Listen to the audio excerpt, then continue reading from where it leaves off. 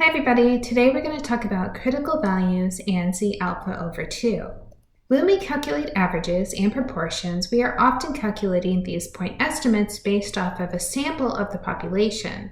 Because we are using a sample, we do not expect the point estimate to be the precise value of the true population parameter. As an example, let's say we wanted to know how much people spent on a vacation.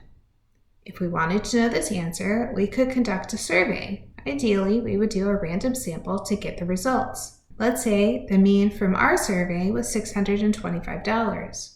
Remember, different samples will have different means.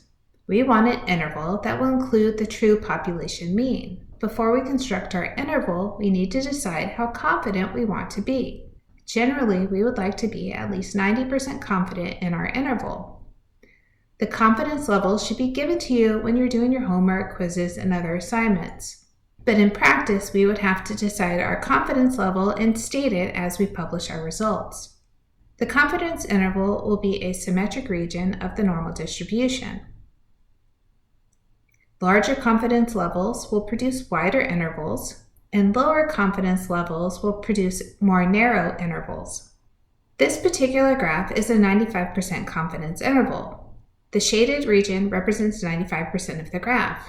Notice we have areas left on the right and the left tail. We want to start by figuring out how much information is in each tail.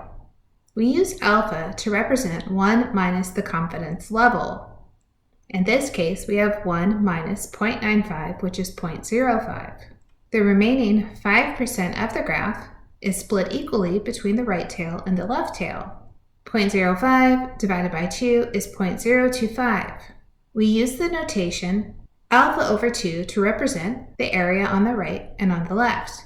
We use the notation Z alpha over 2 to represent the Z-score on the graph for which alpha over 2 is on the right and alpha over 2 is on the left. Z alpha over 2 is called a critical value.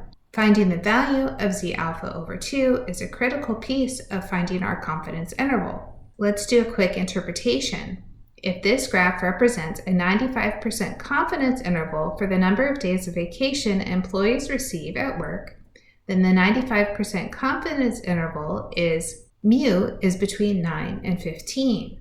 This means 95% of similarly constructed intervals will contain the actual population mean number of days of vacation. Let's make a region corresponding to a 98% confidence level. We'll start by finding the value of alpha. Alpha will be 1 minus 0.98, which is 0.02. Next, we'll find alpha over 2, which is 0.02 over 2, or 0.01.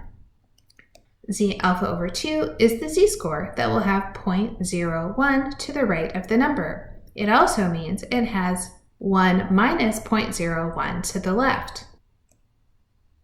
So looking at our graph, we have 98% in the middle, we have 1% on the right, 1% on the left. Looking at Z alpha over 2, and the right tail says that 98% plus 1% would be to the left, which is 99%.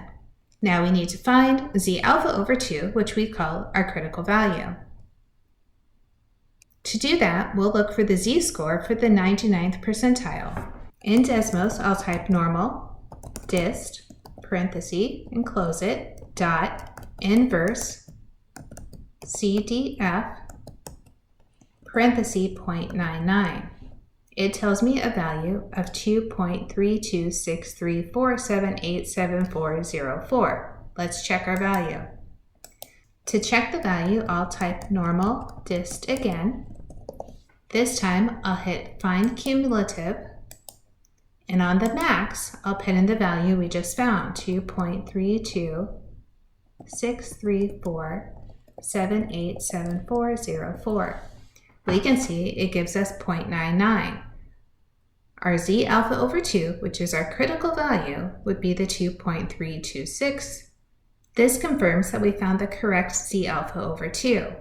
When we use this value as our critical value, we'll round it to put into our equations, which we'll look at in the next video.